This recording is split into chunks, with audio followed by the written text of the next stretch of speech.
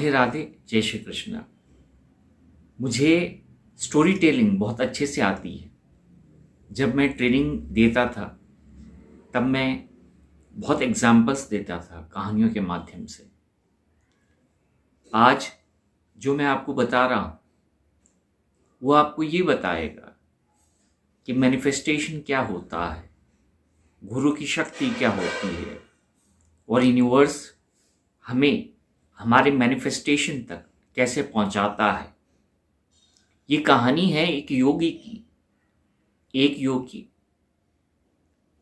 जो बहुत महान सिद्ध आत्मा थे और उन्होंने बहुत तप किया, उनके अंदर बहुत ज्ञान था, लेकिन वो ज़्यादा लोगों से मिलते नहीं थे, अपने आसपास किसी को भटकने नहीं देते थे।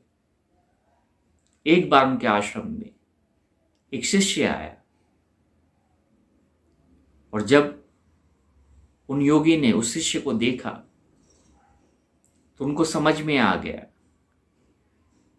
कि ये वही है जिसे मैं ढूंढ रहा था। फिर कुछ समय के बाद दूसरा शिष्य आया और कुछ समय के बाद तीसरा शिष्य आया। इस तरह उस योगी के 3 शिष्य बने और वो तीनों के साथ ही अपने जीवन यापन करते थे और उन्होंने जो कुछ भी ज्ञान हासिल किया वो सदैव उनके साथ शेयर करते थे। बहुत समय बीत गया और ये जो 3 शिष्य थे वो भी बहुत बड़े हो गए। एक बार इस योगी ने, इस संत ने अपने 3 शिष्यों को बुलाया, अपने पास बैठाया और कहा कि अब मेरी जो यात्रा है वो कहीं और की है। इसका अर्थ ये है कि अब मैं देह त्याग करने वाला हूं।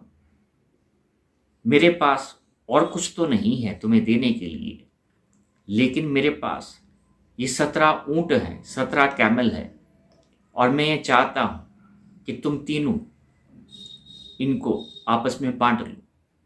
तो तीनों शिष्य ने कहा, गुरुजी अभी तो आप हैं, तो क्यों नहीं आप ही हमें बताइए कि हमें ये जो 17 ऊंट है, ये जो 17 कैमल है, वो आपस में कैसे बांटने हैं। तो गुरुजी ने कहा, ठीक है, जो शिष्य सबसे पहले आया उसे आधे ऊंट मिलेंगे, जो सबसे पहले आया उसको आधे ऊंट मिलेंगे, जो दूसरे नंबर पे आया उसको 1/3 मिलेगा और जो तीसरे नंबर पे आया उसे 1/9 मिलेगा।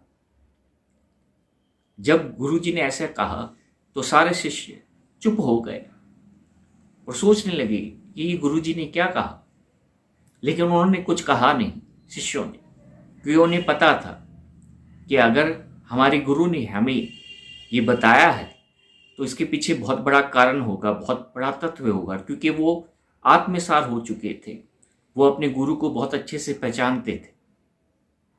2-4 दिन के बाद गुरुजी ने अपना देह त्याग दिया और अपनी यात्रा उस ओर कर ली। कुछ समय के बाद तीनों शिष्य ने आत्मचिंतन किया कि गुरुजी ने हमें जो कहा है वो कार्य हमें करना है, हमें ये 17 ऊंट को बांटना है आपस में।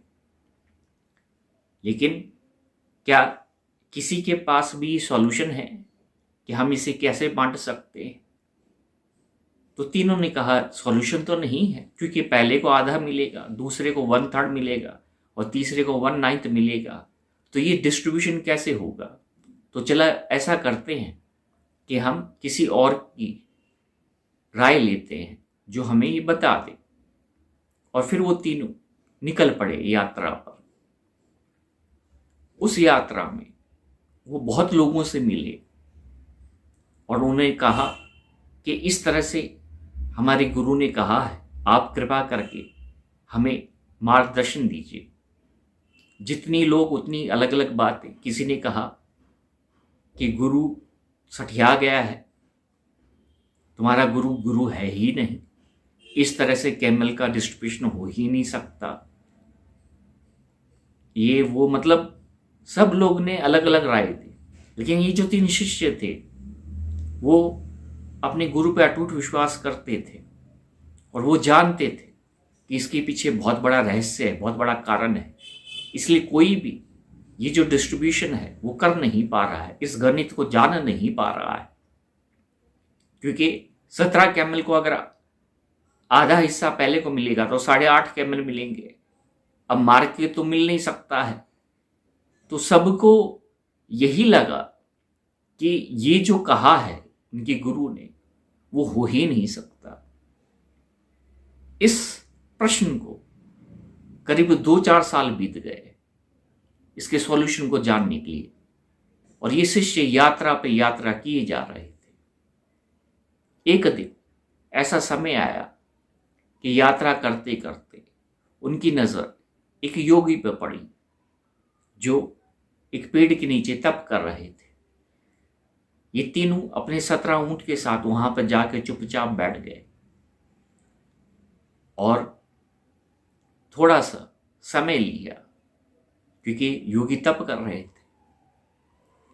जब योगी जी अपने तप से बाहर आए, अपनी समाधि से बाहर आए, तो उन्होंने देखा कि ये 3 शिष्य उनके सामने हैं 17 ऊंट के साथ। अब ये जो योगी थे वो भी बड़े तपी थे, तो उन्होंने कहा हंसते हुए, कहो क्यों आए हो? और तीनों शिष्य ने फिर अपनी बात उनके सामने रखी, प्रकट की। गुरुजी मुस्कुराए और उन्होंने कहा कोई बात नहीं, तुम्हें हल चाहिए, तुम्हें सॉल्यूशन चाहिए, मैं तुम्हें सॉल्यूशन देता हूं। तीनों शिष्य बहुत खुश हुए और कहा तुरंत बताइए क्या हल है। तो उस योगी ने कहा देखो, दूर एक ऊंट खड़ा है, वो मेरा ही है, उसे जरा पकड़ के लेके आओ। तीनों गए, उस ऊंट को लेके आए, खड़ा कर दिया। बोले अब इसको अपने ऊंटों के साथ खड़ा कर दो। उन्होंने उस ऊंट को उन ऊंटों के साथ खड़ा कर दिया। फिर गुरुजी ने पूछा, उस योगी ने पूछा कितने ऊंट हुए अब? तो तीनों ने कहा गुरुजी 18 हुए। बोले ठीक है, अब मुझे बताओ तुम्हारे जो गुरु हैं उन्होंने पहले को कितना देने के लिए कहा था? तो तीनों ने कहा कि आधा। बोले ठीक है, तो 18 को 2 से डिवाइड कर दो, कितने हुए? बोले 9। बोले जो पहले शिष्य है उसको 9 ऊंट मिलेंगे। तो जो पहला शिष्य है वो 9 ऊंट लेके खड़ा हो गया।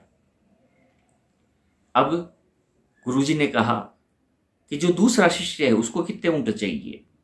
बोले 1/3। बोले ठीक है, तो 18 डिवाइडेड बाई 3 करो। तो जब 18 डिवाइडेड बाई 3 किया तो आंसर 6 आया। तो गुरुजी ने कहा ये जो 6 ऊंट हैं वो दूसरे शिष्य के हैं, तो तुम ये 6 ऊंट लेके खड़े हो जाओ। तो दूसरा शिष्य 6 ऊंट लेके खड़ा हो गया। अब तीसरा सोचा अब तो 3 बचे हैं, तो क्या 3 मुझे मिलेंगे?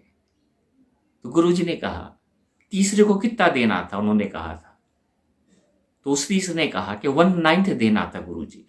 बोले ठीक है, तो 18 डिवाइडेड बाई 9 करो। तो 18 डिवाइडेड बाई 9 किया तो आंसर 2 आया। तो कहा कि तुम ये 2 ऊंट लेके खड़े हो जाओ। फिर तीनों ने कहा गुरुजी लेकिन ये ऊंट तो रह गया। बोले ये ऊंट मेरा था, ये मेरा था, तो वापस मेरे पास आ गया।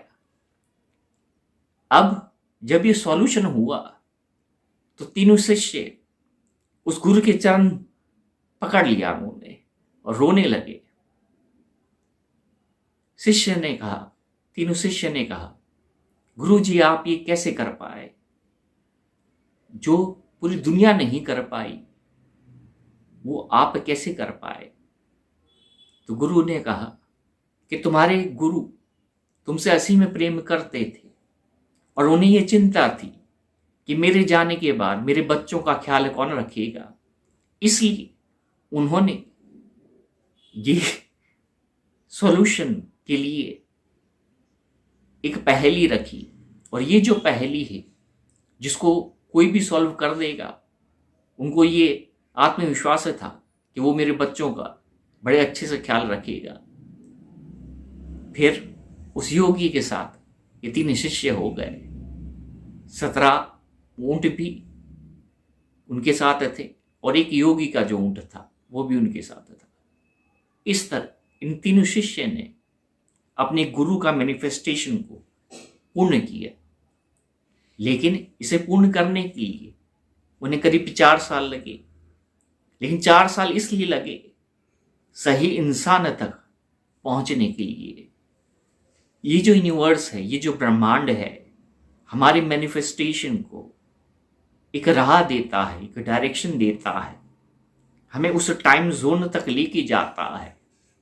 और फिर जब उस टाइम जोन में हम पहुंच जाते हैं तो हमारा विवेक उस टाइम जोन के अनुसार क्रिएट हो जाता है और फिर हम जो मैनिफेस्ट करना चाहते हैं वो मैनिफेस्ट होता है और यूनिवर्स ही मैनिफेस्ट कराता है।